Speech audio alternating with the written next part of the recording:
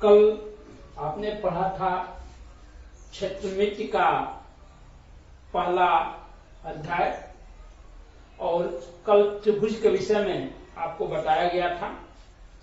आज उसके अगले भाग चतुर्भुज के विषय में हम लोग पढ़ेंगे। चतुर्भुज अर्थात एक ऐसी आकृति जो चार भुजाओं से बंद रूप में तैयार होती है, उसे हम चतुर्भुज कहते हैं। चतुर्भुज सामान्यतः दो प्रकार का होता है, एक समांतर चतुर्भुज और दूसरा समलंब। हम यहाँ पर समांतर चतुर्भुज के विषय में पढ़ेंगे। समांतर चतुर्भुज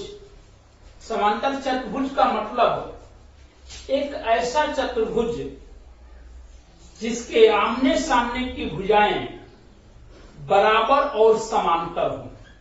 एक ऐसा चतुर्भुज जिसके आमने सामने की भुजाएं बराबर और समांतर हों, उसे हम समांतर चतुर्भुज कहते हैं। समांतर चतुर्भुज को हम तीन भागों में बांट सकते हैं। पहला आयत, दूसरा वर्ग, तीसरा समचतुर्भुज। आयत अर्थात एक ऐसा समांतर चतुर्भुज जिसके आमने सामने की भुजाएं बराबर हों और प्रत्येक कोण समकोण हो। एक ऐसा समांतर चतुर्भुज जिसके आमने सामने की भुजाएं बराबर हों और प्रत्येक कोण समकोण हो, उसे हम आयत कहते हैं। जैसा कि आप चित्र से समझ सकते हैं। इस चित्र में एक आयत है ABCD, जिसकी आमने सामने की भुजाएं अर्थात AB और CD A है तथा BC और DA B से प्रदर्शित किया गया है। इसके प्रत्येक कोण समकोण है, 90 अंश। आयत हो या कोई भी चतुर्भुज हो, उसके चारों कोणों का योग 360 अंश होता है। जैसा कि कल हमने बताया था कि त्रिभुज के तीनों कोणों का योग 180 अंश होता है, तो चतुर्भुज के चारों कोणों का योग 360 अंश होता है। अर्थात चारों को जोड़ने पर 360 से न अधिक होगा न कम होगा। अब आयत में हम क्षेत्रमिति में मेंसुरेशन में तीन चीजें निकालते हैं। तीन चीजों के विषय में हम जानना चाहते हैं। पहला होता है परिमाप, दूसरा होता है क्षेत्रफल, तीसरा होता है विकर्ण। परिमाप अर्थात इस आयत के पूरी बाहरी बाउंड्री, बाहरी घेरा। जैसे अब यहाँ A से हम शुरू करें, B पर आए, B से C पर जाए, C से D पर जाए, D से फिर A पर आ जाए, तो इसका घेरा कहा जाएगा, परिमाप कहा जाएगा। अर्थात इसकी पूरी बाहरी दूरी।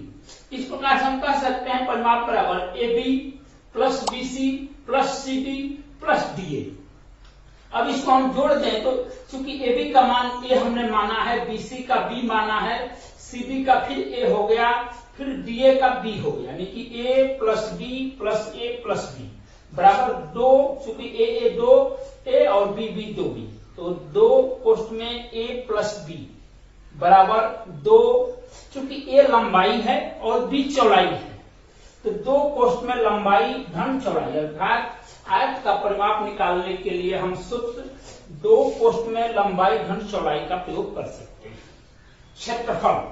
क्षेत्रफल जो होता है दो जुड़ी हुई भुजाओं के गुणनफल के बराबर होता है आयत का क्षेत्रफल। अर्थात AB गुणे BC या CD गुणे DA। अब AB गुणे BC या CD गुणे DA, AB का मान A है, BC का मान B है, यानी A गुणे B बराबर A लंबाई है, B चौड़ाई है, तो हम कह सकते हैं लंबाई गुणे चौड़ाई। अर्थात किसी भी आयत का क्षेत्रफल निकालने के लिए उसके लंबाई में चौड़ाई का गुणा कर दिया जाए तो उसका क्षेत्रफल निकल जाता है।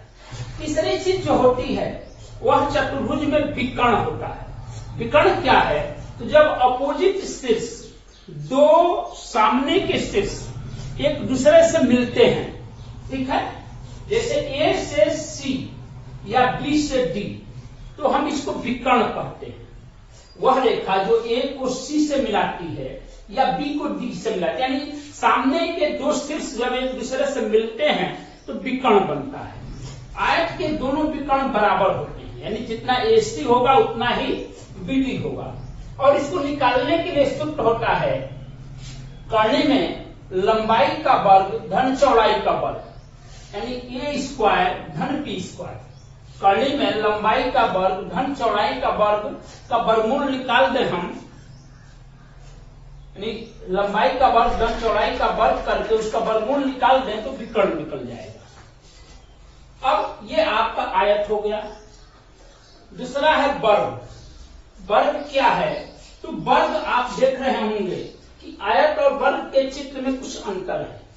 वर्ग में आप देख रहे हैं कि ABCD एक वर्ग है जिसकी चारों भुजाएं A हैं, जिसकी चारों भुजाएं A हैं, ठीक है।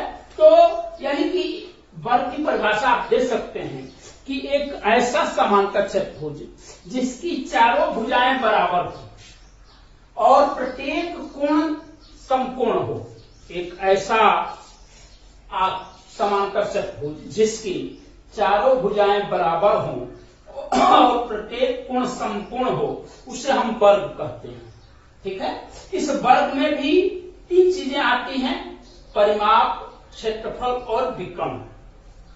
परिमाप अर्थात जैसे आयत का परिमाप आपने निकाला, चारों भुजाओं को जोड़ दिए, वैसे वर्ग का भी परिमाप निकाला जाता है, यानी कि AB plus BC plus CD plus DA। चूंकि यहाँ पर चारों का मान एक ही है, चूंकि बराबर भुजाएं हैं, इसलिए अगर हम एक भुजा में 4 का गुणा कर दें तो भी परिमाप निकल जाएगा, अर्थात वर्ग का परिमाप बराबर 4 गुणे भुजा। क्षेत्रफल निकालना है तो चूंकि इसकी लंबाई और चौड़ाई एक ही है, लंबाई भी A है चौड़ाई भी A है, यानी कि दोनों चारों भुजाएं बराबर हैं, इसलिए क्षेत्रफल निकालते समय भुजा का हम 2 बार गुणा कर देंगे, यानी कि वर्ग का क्षेत्रफल बराबर हो गया भुजा का स्क्वायर। विकर्ण तो चूंकि इसका लंबाई और चौड़ाई दोनों बराबर ही है, तो ये बताया गया है कि चारों भुजाएं बराबर होते हैं, इसलिए विकर्ण बराबर हो जाएगा कर्णी में 2 गुणे भुजा, कर्णी में 2 गुणे भुजा, यह इसका विकर्ण हो जाएगा। उसके बाद है समचतुर्भुज, आयत, वर्ग और समचतुर्भुज। समचतुर्भुज क्या है? तो एक ऐसा समांतर चतुर्भुज जिसकी चारों भुजाएं बराबर तो होती हैं लेकिन उसके कोण समकोण नहीं होते हैं। एक ऐसा समांतर चतुर्भुज जिसकी चारों भुजाएं बराबर तो होती हैं लेकिन उसका कोण समकोण नहीं होता है, उसे हम समचतुर्भुज कहते हैं। आप देख सकते हैं वर्ग और समांतर समचतुर्भुज में अंतर में इसकी चारों भुजाएं बराबर हैं, इसकी भी चारों भुजाएं बराबर हैं, लेकिन इसका कोण समकोण है, इसका कोण समकोण नहीं है। जब समकोण नहीं है तो इसको हम समचतुर्भुज कहेंगे और समकोण होगा तो इसको हम वर्ग कहेंगे। अब इसके भी परिमाप और क्षेत्रफल निकाला जाता है। परिमाप चूंकि चारों भुजाएं बराबर हैं, इसलिए परिमाप वर्ग के ही परिमाप के बराबर हो, यानी 4 गुणे भुजा होगा। और क्षेत्रफल चूंकि यहाँ पर समकोण नहीं है, समकोण नहीं है, इसलिए इसका क्षेत्रफल निकालने के लिए इसके विकर्णों का सहारा लिया जाता है। विकर्ण एक दूसरे को समकोण पर काटते हैं। आयत और वर्ग के विकर्ण एक दूसरे को समकोण पर नहीं काटते हैं, लेकिन समचतुर्भुज के विकर्ण एक दूसरे को समकोण पर काटते हैं, 90 अंश पर काटते हैं। इसलिए इसका क्षेत्रफल, समचतुर्भुज का क्षेत्रफल बराबर होता है 1/2 गुणे D1 गुणे D2। D1 और D2 जो है उसके 2 विकर्ण हैं, या इसको हम कह सकते हैं 1/2 गुणे विकर्णों का गुणनफल। या अगर इसकी ऊंचाई मालूम हो, जैसा कि फिगर में हमने H दिखाया है, अगर ऊंचाई मालूम हो 1/2 गुणे भुजा गुणे ऊंचाई से भी हम वर्ग का समांतर समचतुर्भुज का क्षेत्रफल निकाल सकते हैं।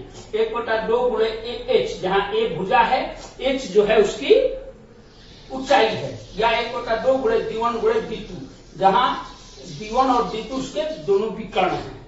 इस प्रकार से हम चतुर्भुज की में समांतर चतुर्भुज के गणना कर सकते हैं। विभिन्न इससे संबंधित सवालों को हम हल कर सकते हैं, विभिन्न प्रश्नों को हम सॉल्व कर सकते हैं। इसको एक बार और रिवाइज कर लें। क्षेत्रमिति का दूसरा भाग चतुर्भुज। चतुर्भुज यानी 4 भुजाओं से घिरी हुई आकृति और इसके चारों कोणों का योग 360 अंश। चतुर्भुज में 2 प्रकार होते हैं, समांतर चतुर्भुज और समलंब। समांतर चतुर्भुज अर्थात ऐसा चतुर्भुज जिसके आमने सामने की भुजाएं बराबर और समांतर होती हैं। समांतर चतुर्भुज को हम 3 भागों में बांट सकते हैं, आयत, वर्ग और समचतुर्भुज। आयत अर्थात जिसके आमने सामने की भुजाएं बराबर हो और कोण समकोण हो। आयत का क्षेत्र परिमाप 2 कोष्ठ में लंबाई धन चौड़ाई। आयत का क्षेत्रफल लंबाई गुणे चौड़ाई। आयत का विकर्ण कर्णी में लंबाई का वर्ग धन चौड़ाई का वर्ग। वर्ग अर्थात एक ऐसा समांतर चतुर्भुज जिसकी चारों भुजाएं बराबर हों और प्रत्येक कोण समकोण हो। वर्ग का परिमाप 4 गुणे भुजा। वर्ग का क्षेत्रफल भुजा का स्क्वायर। वर्ग का विकर्ण कर्णी में 2 गुणे भुजा। समचतुर्भुज ऐसा समांतर चतुर्भुज जिसकी चारों भुजाएं बराबर हों लेकिन कोण समकोण न हो, उसको हम समचतुर्भुज कहेंगे।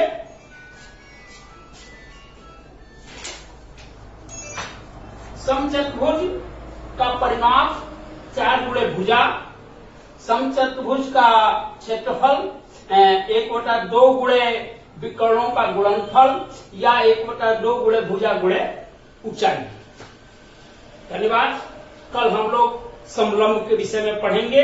आप इसे YouTube पर लाइक करें और शेयर करें तथा सब्सक्राइब करें और बेल आइकन की घंटी बजाएं ताकि आपको अगली वीडियो भी प्राप्त हो सके। जय हिंद, जय भारत।